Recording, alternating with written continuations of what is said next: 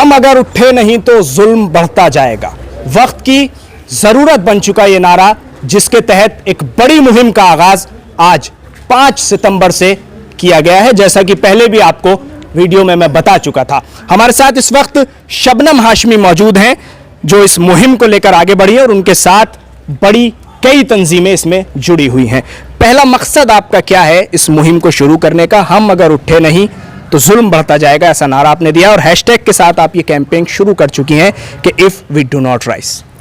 देखिए, मकसद यही है कि जिस तरह के मुल्क में हालात बन रहे हैं, और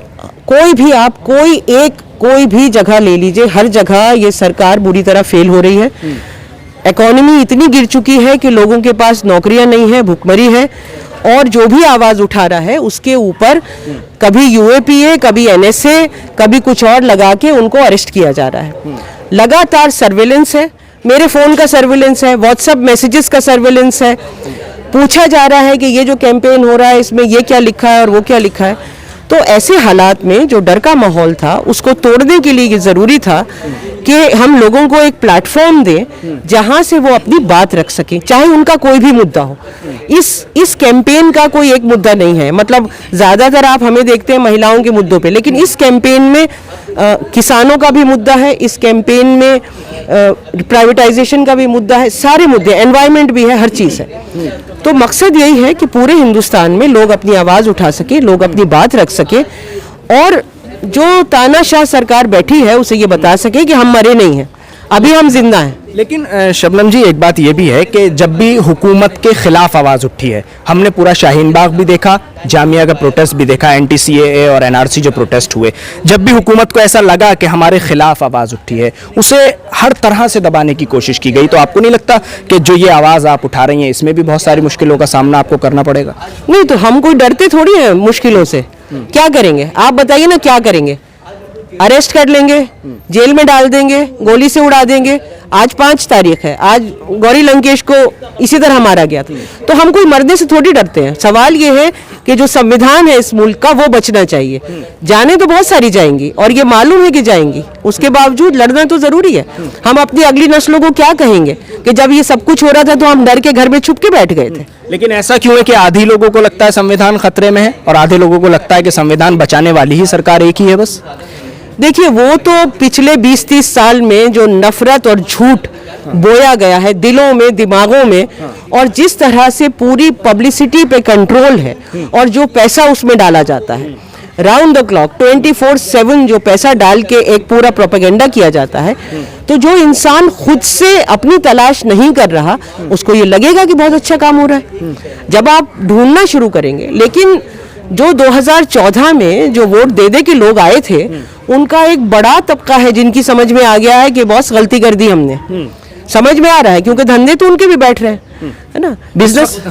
इस वक्त जो जीडीपी की बात अगर हम करते हैं, 23% डाउन हो गया जीडीपी, पहले कितना हुआ करता था वो सब जानते हैं। जिम्मेदार किसको समझेंगी आप? हुकूमत कह रही है कि हमारी कोई जिम्मेदारी नहीं है इसमें।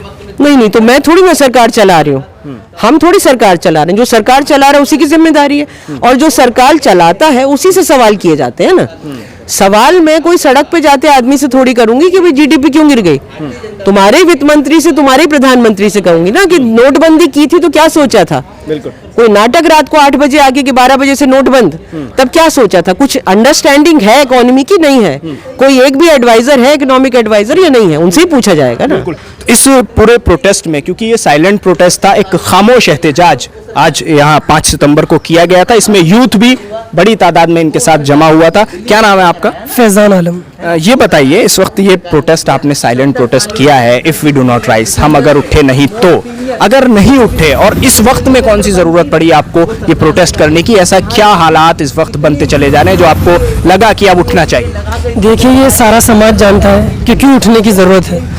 हम ज़्यादा दूर नहीं जाए, अगर हम 3 महीने पहले ही जाए, हमने सड़कों पे नंगे पैर चलते उन मजदूरों को देखा है जिन्होंने हमारा इस हिंदुस्तान को बनाया, जिन्होंने वो सड़कें बनाई। आज उन्हीं सड़कों पे उन्हें पैदल चलने के लिए छोड़ दिया गया बिना खाए पिए।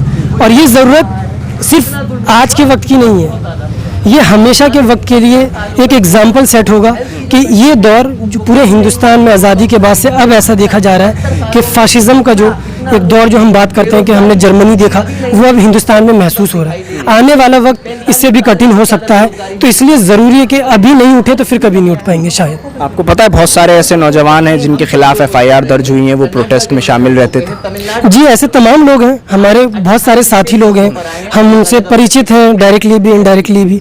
हम उन तमाम लोगों को जानते हैं, चाहे वो जामिया से हों या अलीगढ़ से हों या तमाम जगहों से हो। और सवाल उठाना हर वक्त की ज़रूरत होती है, वो उठाते रहेंगे। और ये उस सरकार का काम होता है पकड़ना जो उन सवालों के जवाब देने से डरती है, और वो ये सरकार कर रही है, वो हम देख सकते हैं। तो आप क्या ऐसा सवाल पूछना चाहते हैं जो सरकार से आपको लगता है कि सरकार सवाल से डरती है? कौन सा ऐसा सवाल है? सवाल आप देख लीजिए कि औरतों पे जो हमले हो रहे हैं लगातार। अब देखिए, एक न्यूज़ चैनल होता है, वो सिलेक्ट करता है कि CM का, वो करता है कि चुनाव करता है वो कि कौन सा बेस्ट CM, उसमें कौन निकल कर आते हैं? योगी आदित्यनाथ। हालात क्या है? अभी हम ज़्यादा दिन पहले नहीं जाए, 5 दिन पहले ही जाए, 3 साल की बच्ची का रेप होता है उसी डिस्ट्रिक्ट में। वो 1 हफ्ते या 10 दिन के अंदर 3 रेप हो चुके। और ये सिर्फ एक राज्य की बात नहीं, ये तमाम जगहों पे हम ये देख सकते हैं। किसानों की क्या हालत है, हमने वो देखा। एजुकेशन पॉलिसी को तो आप देख लीजिए, एजुकेशन किस तरीके की दी जा रही है, प्राइवेटाइजेशन हो रहा है, ये तमाम मुद्दे हैं। और इस मुद्दे से हर एक इंसान अपने आप को जोड़ के देखता है, चाहे वो गरीब तबका हो खासतौर से, चाहे मिडिल क्लास हो, तो सारे तमाम लोग उससे जुड़े। तो आपको लग रहा है कि सरकार अपने मकसद में जो होना चाहिए, एक हुकूमत का मकसद के देश को आगे बढ़ाना, लोगों को काम रोजगार देना, उसमें सफल नहीं हुई? बिल्कुल विफल रही है। आप देख लीजिए, GDP का आप आंकड़ा देख लीजिए, कितना आंकड़े को छुपाया गया, मगर फाइनली क्या निकल कर आता है। तो ये तो सबके सामने है, मौजूद है। आप देख लीजिए कि PM केयर फंड में क्या पैसा है, पब्लिक इंटरेस्ट में जो चीज़ें हम वही नहीं पूछ सकते। तो इस चीज़ को इस तरीके से नॉर्मलाइज कर दिया है कि अगर आप इस सरकार से कोई भी सवाल पूछते हैं तो आप देशद्रोही हो जाते हैं।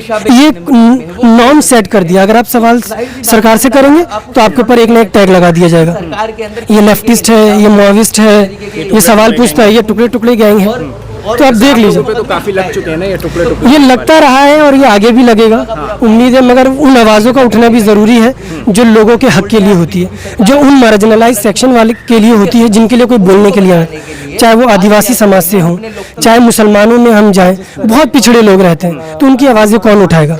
तो उनकी आवाज़ें कोशिश होती है कि उस तमाम एक्टिविस्ट उठाए, वो आम आदमी उठाए जिसे फिक्र है अपने समाज की, अपने लोगों की, अपने हिंदुस्तान की।